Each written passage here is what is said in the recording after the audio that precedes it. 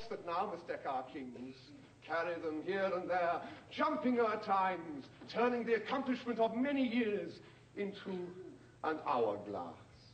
For the which supply, admit me chorus to this history, who, prologue-like, your humble patience pray, gently to hear, kindly to judge our play.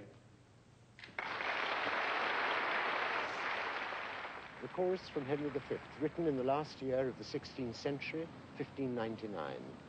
England's Queen, Elizabeth I, had only 4 more years to live.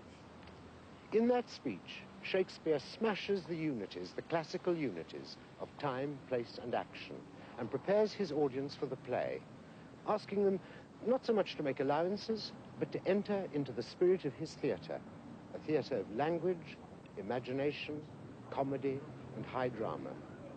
I've talked often in these programs about theatrical explosions. The theatrical explosion that gave William Shakespeare to the world resounds through the ages to this day. Like no other dramatist who has ever lived, he's invaded the hearts, the minds, the very culture of almost every country in the world. Each year, thousands of people come here to his birthplace, Stratford-upon-Avon in England, to pay him homage.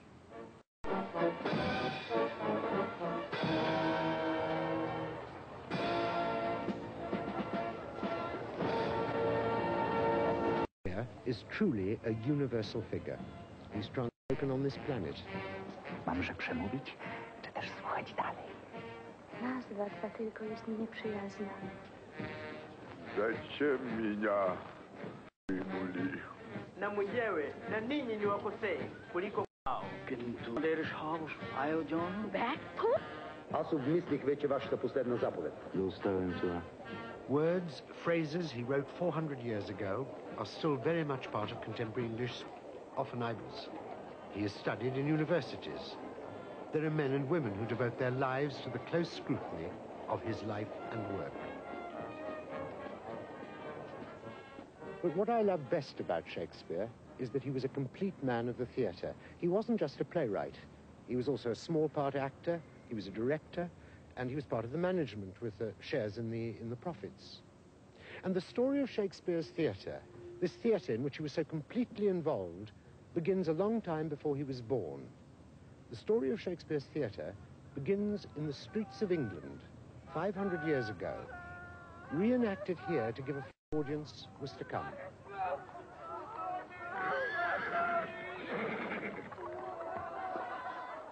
Out of the cultural black hole of the Dark Ages, the players, the troubadours, and jongleurs emerged. The drama of the church, those mystery and religious precincts, into the streets and market squares. The drama had become part of people's lives. And so all this gave birth to a new theatrical impulse to travelling players, common vagabonds without a home or base, giving performances wherever an audience could be found. Let us be merry, willowy the hair. Shall I break 'em in neck curtains, shall you sport?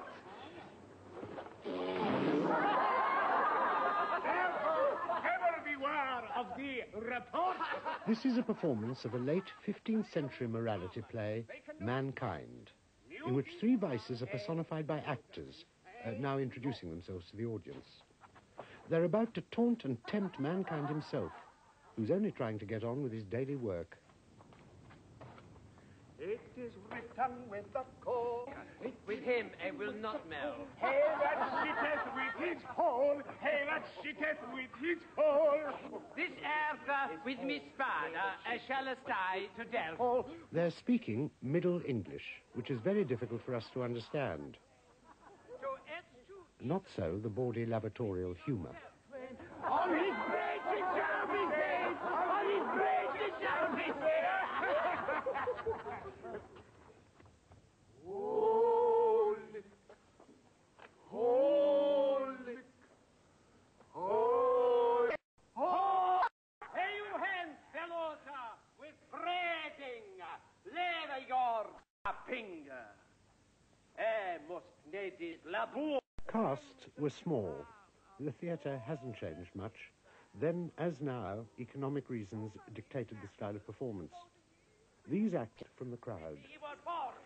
But let heaven, there shall be good corner. He may not miss it. If he will have Rainer, he may overbliss it. Did he overbliss it a little with his arms? As yet, there were no women on the English stage, played by men. For hence! We have written that! I shall be sent of the whipper. Mary, he was called Christus body suckered. He have a pain. Small band is given between ring actors and move towards more muscular, and I suspect had little life was still to be found elsewhere. Among actors, himself was to portray actors 50 years later. My lord, I have news to tell you. You are upon my own word. Either for tragedy, comedy, historical pastoral. Scene in divine, nor plotters too light, for the wit of law and Shakespeare, which is the point we reached in our story, act their illustrious successes in the Royal Shakespeare Company, here at Stratford. This strolling tribe, a despicable race, and been judged as rogues and vagabonds and sturdy beggars, unless they could prove they were in the paid service of some baron of this realm or a lord of higher degree, and if they couldn't, there were penalties. For the first offence, to be grievously whipped and burnt through the gristle of the right ear with a hot iron of the compass of an inch about. For the second offence, to be deemed in all respect as a felon. For the third offence, death. That was an Act of Parliament passed in 1572 when Shakespeare was 8 years old. It was for the punishment of vagabonds and the relief of the poor and impotent. Now, we're not sure what effect it had on the impotent, but it couldn't have made life easy for the wretched actor. But it was a noble lord, a favourite of the Queen, who came to the theatre's rescue. Robert Dudley, Earl of Leicester. He was already patron of a theatrical company, and when they asked him for the official licence under the Acts, Leicester, to his everlasting credit, went to the Queen and obtained letters patent under the Great Seal of England. To use and occupy the art of playing comedies, tragedies, and interludes, and such other like as they have studies, providing that the same be not shown in the time of common prayer or in the time of common plague in our said city of London. It was a vital royal gesture of recognition to the art of the player, and it was a unique privilege. And it's to London that our story takes us.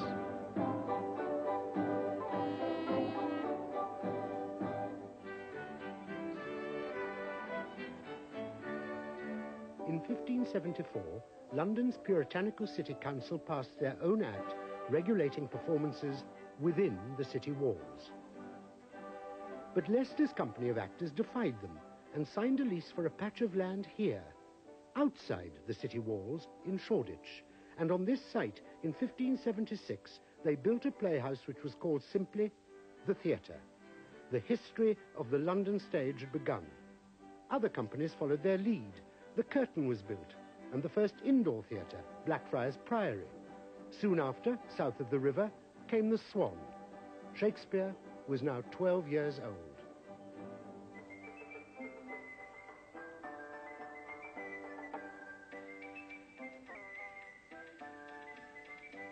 The stage, literally and figuratively, was set.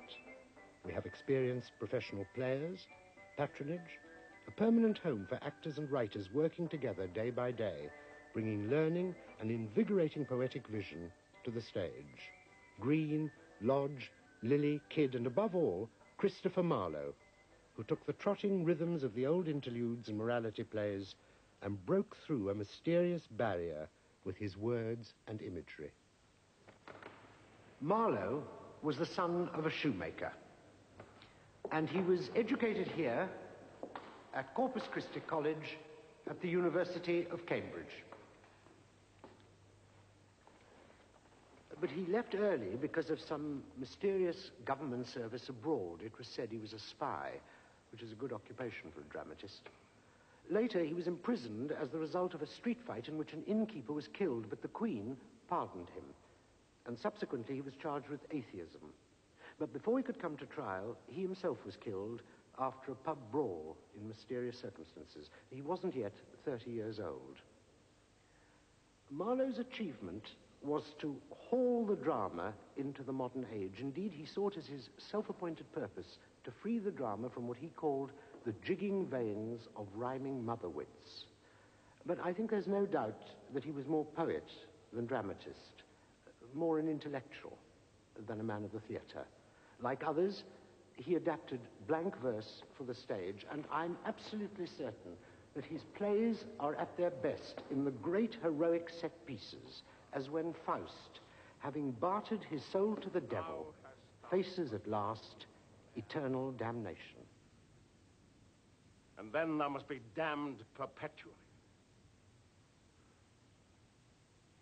Stand still, you ever-moving spheres of heaven, that time may cease and midnight never come.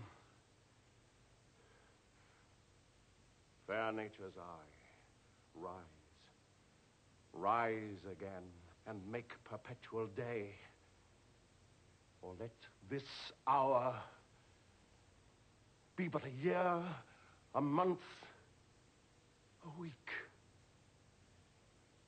a natural day, that Faustus may repent and save his soul. Oh. Lente currite noctis equi.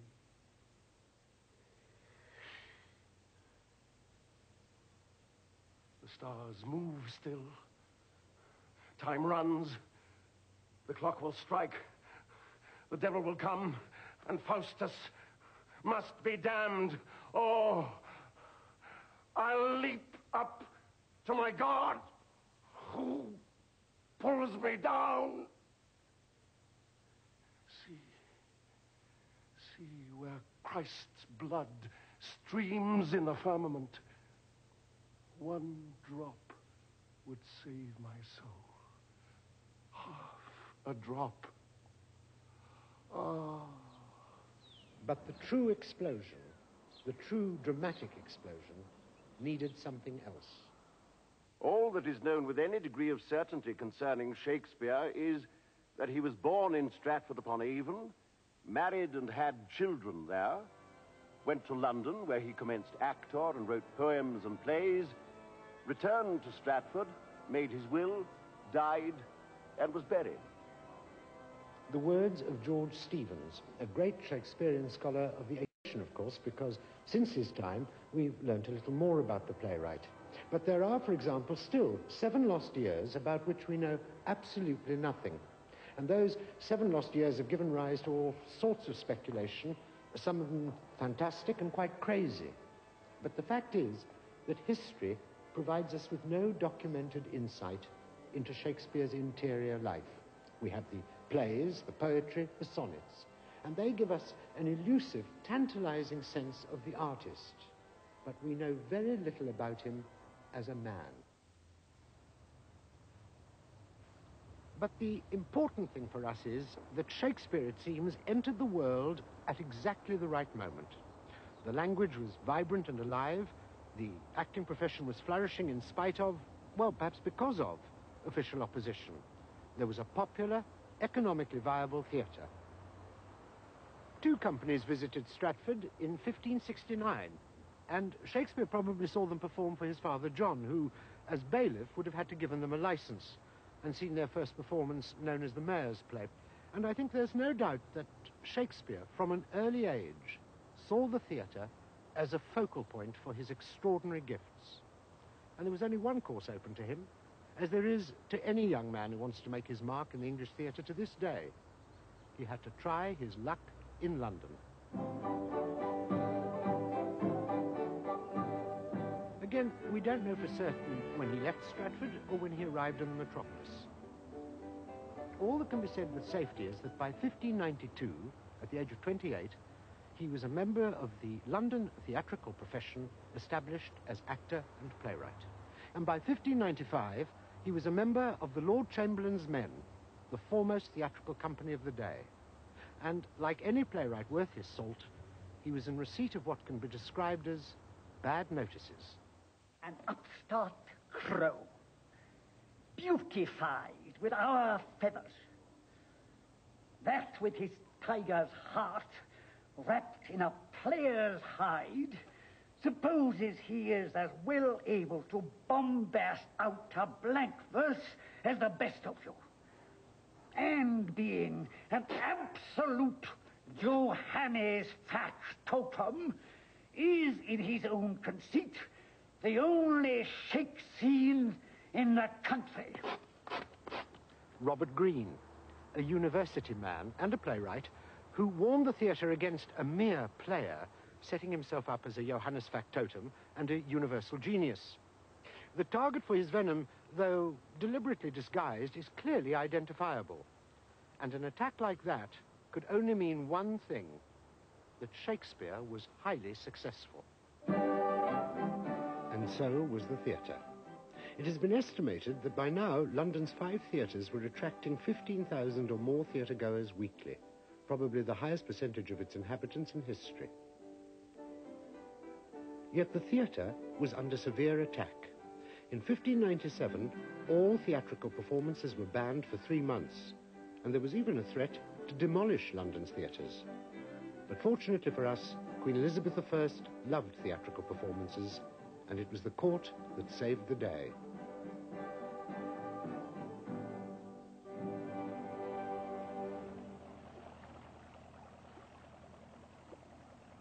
In 1598, the lease of the theatre in Shoreditch ran out.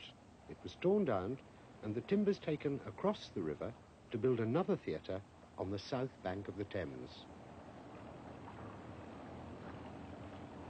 The South Bank, where today we have the Royal Festival Hall, the National Film Theatre, and Britain's National Theatre. Well, in those days, it was a sort of Tudor Soho or Times Square. There were brothels, they were called stews, there was cockfighting and bear baiting. Between 3,000 and 4,000 people made this journey across the river every day. That's an awful lot of people. So there was a ready-made audience. And the South Bank became the centre of theatrical activity. The Lord Chamberlain's men took the timber of their old theatre across the river, found a new site, and built another playhouse, perhaps the most celebrated playhouse in history.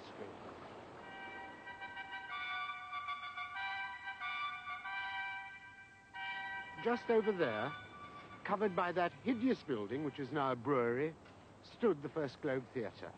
And it was there from 1599 onwards that the Lord Chamberlain's men presented to the public at large the plays of William Shakespeare.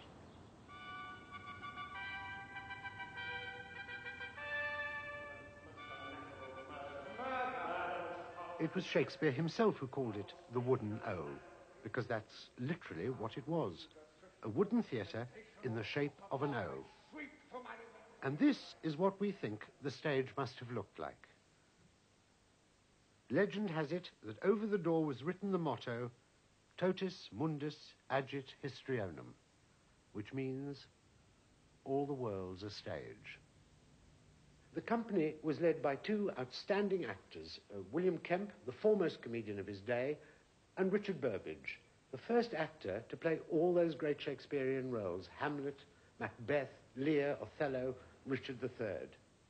And we have some idea of the acting style Shakespeare must have favoured, from Hamlet's advice to the players. Speak the speech, I pray you, as I pronounced it to you, trippingly on the tongue. But if you mouth it, as many of our players do, I had as lief the town crier spoke my lines. No, do not saw the air too much with your hand thus, but use all gently.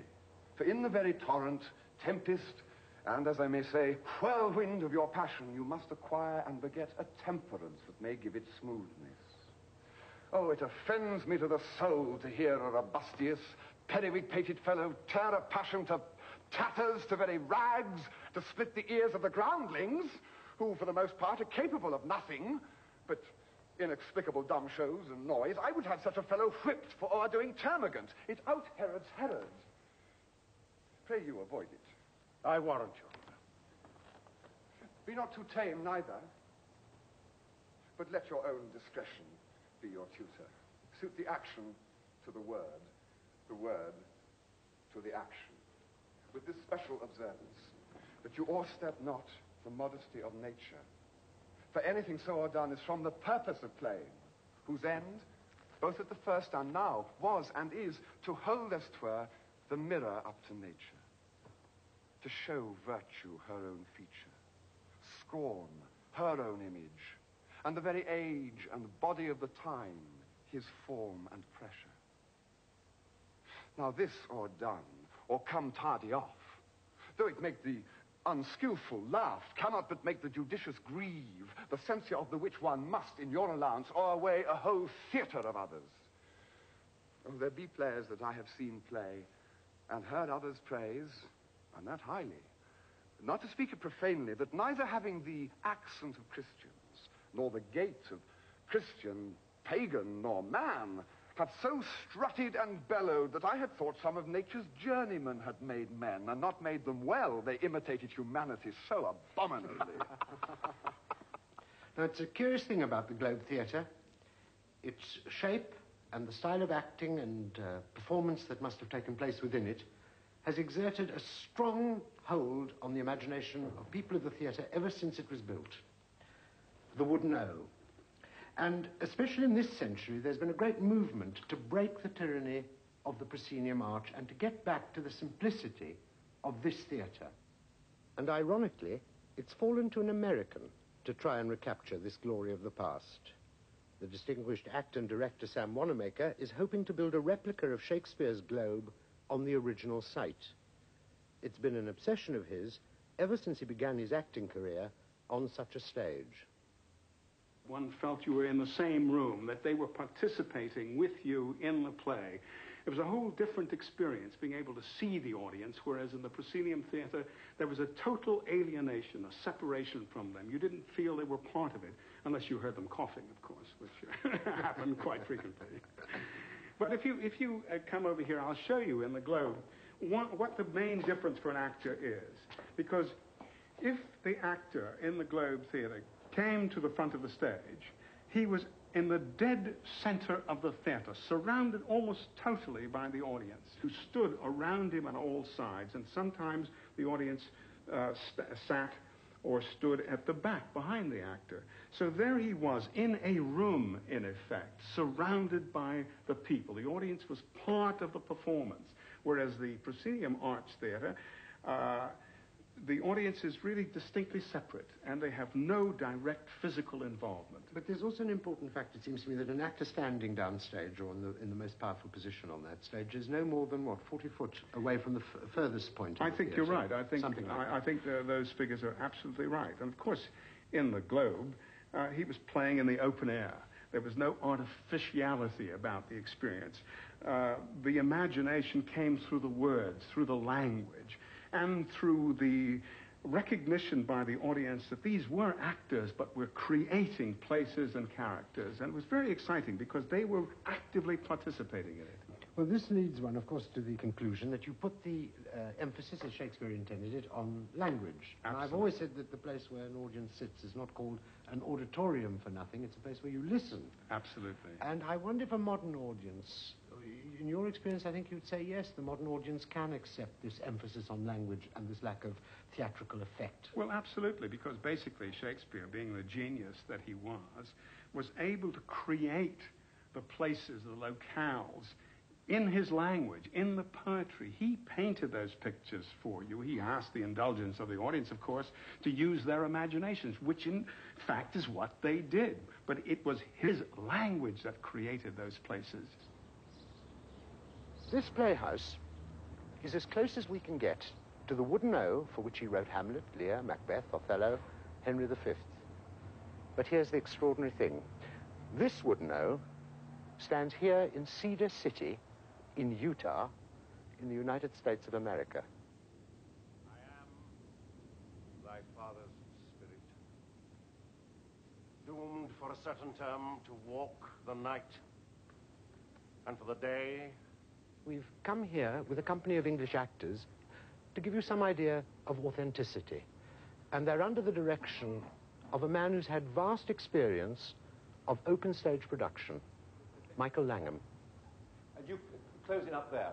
Now, for the latter part of this thing, that's a good position of a diagonal shape for the rest of this, until your last lines. Hamlet.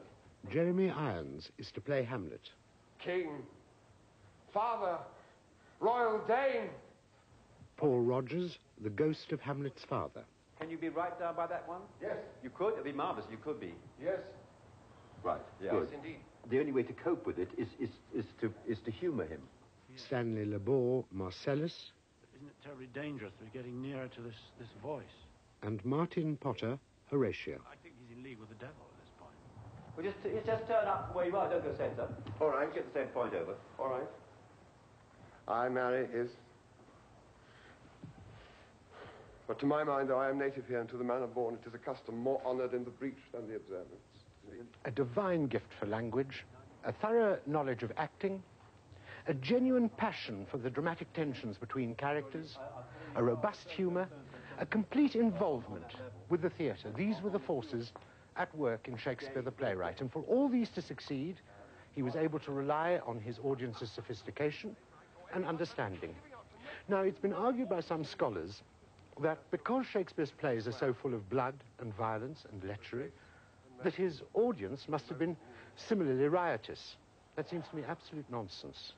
That's like saying today's television audience, because it served up so much mindless fare, so much violence and disorder on its screens, must all be violent cretins. And Shakespeare never wrote down to his audience, apparently, because he had no need to. The Elizabethan playgoer stood accepted impersonation, disguise, plays within plays, changes of voice, of costume, of name, even changes of sex. I mean, boy players playing women who, in the course of the play, disguised themselves as men. And those boy players were enormously popular with Elizabethan playgoers. They were highly trained, they were choristers, they could sing and dance, and they must have been truly remarkable when one considers the subtlety, the complexity, the technical expertise Shakespeare acquired of them. I mean, just think of the parts he wrote for those boy players, Cleopatra, or Lady Macbeth, for example, to whom he brought such disturbing and penetrating psychological insights which many a modern actress finds extremely difficult to reveal. And Ophelia, innocent young girl, driven eventually to madness, bewildered by the behavior of the prince. I am myself indifferent honest. Yet I could accuse me of such things it were better my mother had not borne me. There is now a body of opinion which believes that the more mature Shakespearean women's roles, like Volumnia and Cleopatra, were played by men. But Ophelia would certainly have been acted by a boy, played here by John Wheatley. Believe none of us to a nunnery go. Where's your father? At home, my lord. Well, let the doors be shut upon him that he may play the fool nowhere but in his own house. Farewell! Oh, sweet heavens, help me. If thou dost marry, I'll give thee this plague for thy dowry. Be thou as chaste as ice, as pure as snow, thou shalt not escape calumny. Go thy ways to a nunnery. Go, farewell.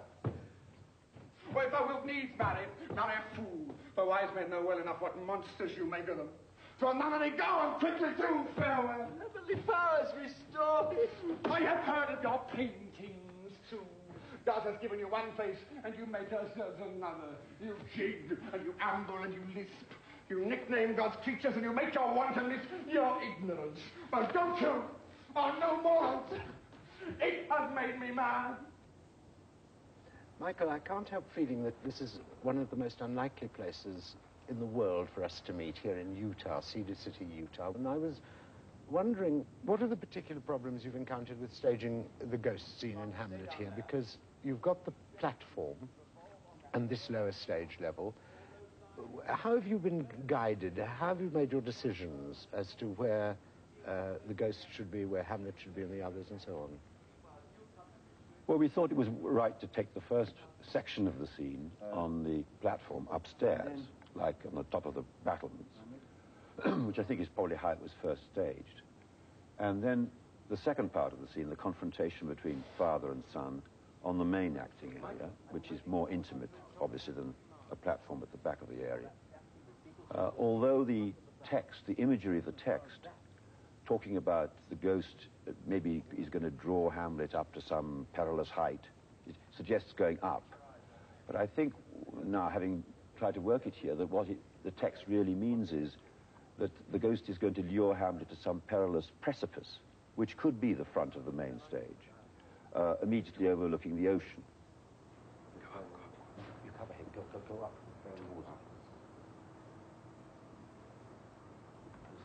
Up here? No, if you go up, the defenders. Maybe hearing it before. Paul, I think you should start moving on scandal, on the word scandal. I have done Hamlet twice before, but it was over 20 years ago, both productions. But in any case, even if they hadn't been, I feel that Shakespeare is so rich and responsive to search, digging, understanding, that obviously our views about the plays fluctuate as we change ourselves and grow ourselves and understand more ourselves. Maybe we lose certain things as we grow older that are there in the text, certain flashes that come out of a more juvenile attitude towards life, which are probably true to the text, but we gain other things. And I must say, doing Hamlet, these scenes from Hamlet now, I don't feel I did any of them before. I felt before, I think, that I was doing a play that was full of well-known quotations. And there were other scenes that took place around those quotations, which is deadly. It's a deadly inhibition to have to face. These are famous lines, and you can't do anything with them. They sort of freeze you in a way. But I know that's disastrous, and I'm now old enough and experienced enough to feel I've got to fight that. And these lines have got to be created absolutely afresh, whether they're well known or not. Let them sound like they are being freshly minted. There are more things in heaven and earth, Horatio, than are dreamt of in your philosophy. Okay, I'll go with it. Go towards him. Come in. But come. Here, as before. Never so help you mercy. How strange or odd somehow I bear myself. So-air. So-air. Change it to not some-air. Change it to so-air. Do you understand somehow? It seems pedantic, isn't it? Pedantic? Yeah. My God. If we, as actors today, working on this author, think of him not as a sort of famous poet who wrote famous lines, but as a real actor's playwright, whose texts are full of all manner of signposts for actors. They're not literary things at all. He never showed the smallest interest, as far as we know, in having his plays published. They were therefore living performances. And if one sort of analyzes why he decided to build most of his writing on the iambic pentameter, the 10-syllable line of 5 stresses. The blank, what we call blank verse.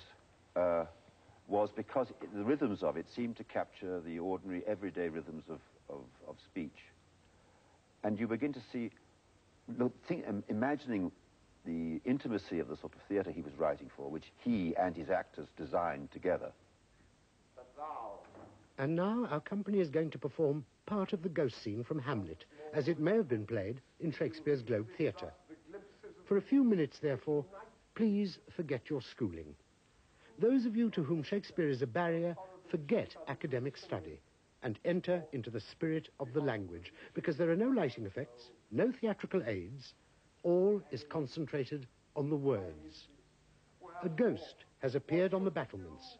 Hamlet's friends have seen it, believe it to be his dead father, and have begged him to confront it. With what courteous action it waves you to a more removed ground, but do not go with it. No, by no means. It will not speak. Then I will follow it. Do not, my lord. Why? What should be the fear? I do not set my life at a pin's fee. And for my soul, what can I do to that, being a thing immortal as itself? It waves me forth again. I'll follow it. What if it takes you toward the flood, my lord? Or to the dreadful summit of the cliff that beetles his base into the sea, and then assumes some other horrible form, which might deprive your sovereignty of reason and draw you into madness? Think of it. The very place puts toys of desperation without more motive into every brain that looks so many fathoms to the sea and hears it roar beneath. It waves me still. Go on. I'll follow you. You shall not go, my lord. Hold up your hand. Behold, you shall not go.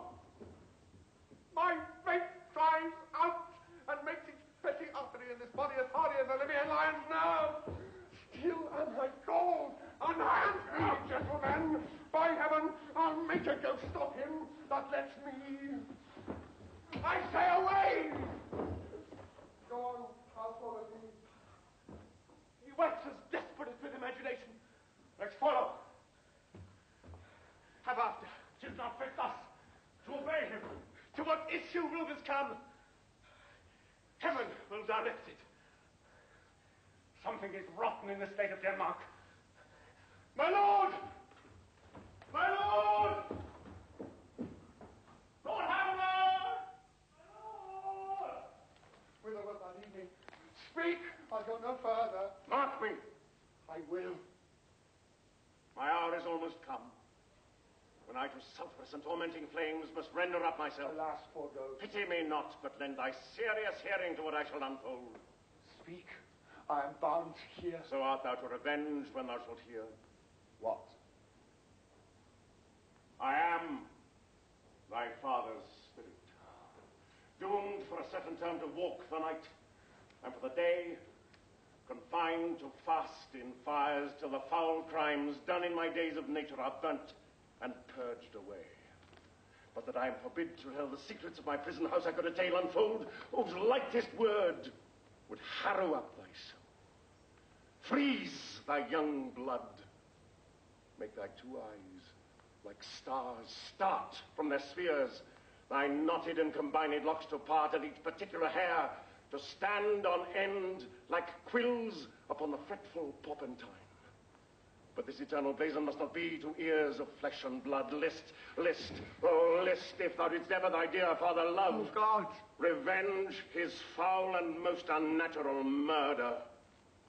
Murder? Murder most foul, as in the best it is, but this most foul, strange, and unnatural. Haste me to know it, that I with wings as swift as meditation or the thoughts of love may sweep to my revenge. I find thee apt and duller shouldst thou be than the fat weed that roots itself in ease on Lethe wharf. Wouldst thou not stir in this? I have it here. 'Tis given out that sleeping in my orchard, a serpent stung me. So the whole ear of Denmark is by a forged process of my death rankly abused.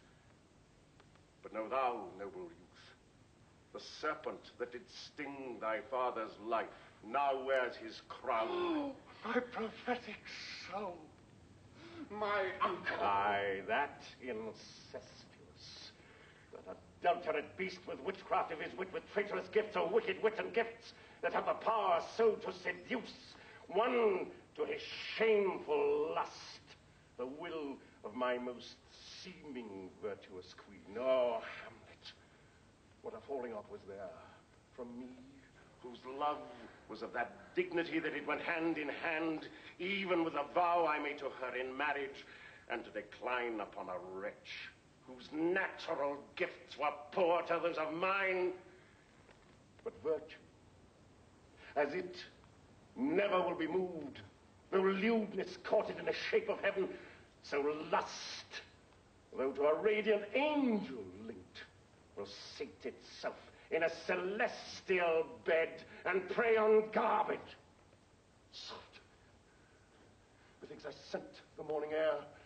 Brief let me be, sleeping within my orchard, my custom always of the afternoon upon my secular hour, thy uncle stole with juice of cursed Hebena in a vial, and in the porches of my ears did pour the leprous distilment, whose effect holds such an enmity with blood of man that swift as quicksilver it courses through the natural gates and alleys of the body, and with a sudden vigor it doth posset and curd like eager droppings into milk the thin and wholesome blood. So did it mine, and a most instant titter barked about, most lazar-like with vile and loathsome crust, all my smooth body. Thus was I, sleeping, by a brother's hand. Of life, of crown, of queen at once dispatched, cut off even in the blossoms of my sin, unpuzzled, disappointed, unannealed, no reckoning made, but sent to my account with all my disappointments on my head. Oh, horrible! Oh, horrible! Most horrible! If thou hast nature in thee, bear it not. Let not the royal bed of Denmark be a couch for luxury and damned incest. But howsoever thou pursuest this act, taint not thy mind, nor let thy soul contrive against thy mother aught. Leave her to heaven and to those thorns that in her bosom lodge to prick and sting her. Very well at once. The glowworm shows the matin to be near and begins to pale his ineffectual fire. Adieu, adieu, adieu. Remember me! Hamlet is a play open to countless interpretations and theories. It contains some of the most beautiful, concise, and famous lines ever written. Shakespeare's theatrical work is, to my mind, one of the glories of Western culture. I must confess, he's been central to my life for as long as I can remember, and he has captured the imagination of every generation.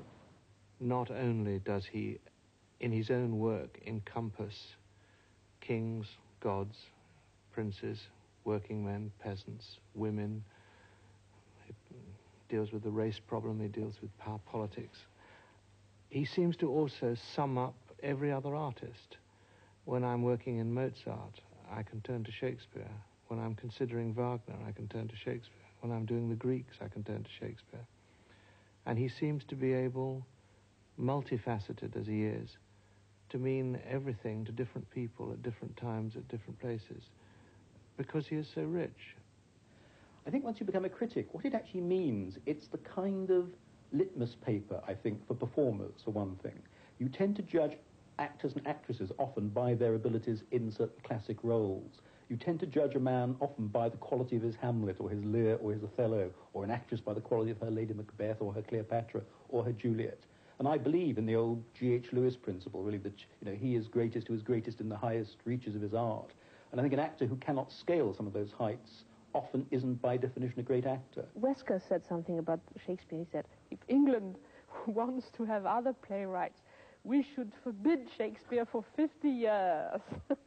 And, well, either, it's true, either we have to forbid Shakespeare or we have to go back to school with him. I cannot conceive of being a writer and not having those glorious moments over and over again of being stunned by the genius of Shakespeare or being humbled by his language. Not that you want to go out and copy it, not that because you can't, nothing. But it's your culture, it's your root. I mean, I can't conceive of having grown up without it. The fact remains that 36 gigantic, extraordinary plays, on one hand, the author is present all the time, or the plays wouldn't exist. On the other hand, he isn't present at all. You don't see his face. In other words, you don't see his prejudices. You don't see the world as seen by Shakespeare. So people try to prove that Shakespeare was a left-wing writer. People prove that he was a terrible reactionary. They try to prove that he was anti-Semitic and that he was pro-Semitic, that he was human and inhuman, that he was all sorts of things. The fact remains, you cannot find his point of view. So what do you find? You find an infinite number of points of view, which means that Shakespeare, in a miraculous process that nobody has yet understood, served the expression of not 3- or 4-dimensional reality, but of omnidimensional reality. Shakespeare returned to his beloved Stratford sometime around 1612. 4 years later, on April the 23rd, 1616, at the age of 52, he died. But he died knowing that the theatre which he had created was already changing. For the drama was to move away from a truly popular theatre into rarefied circles, to the court, and the emphasis on spectacle.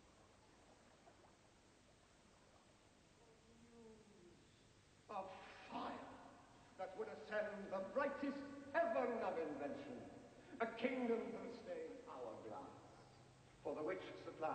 Admit me chorus to this history, who further my uncle. Aye, that incestuous. Come down, priest of witchcraft, wicked gifts, or wicked gifts.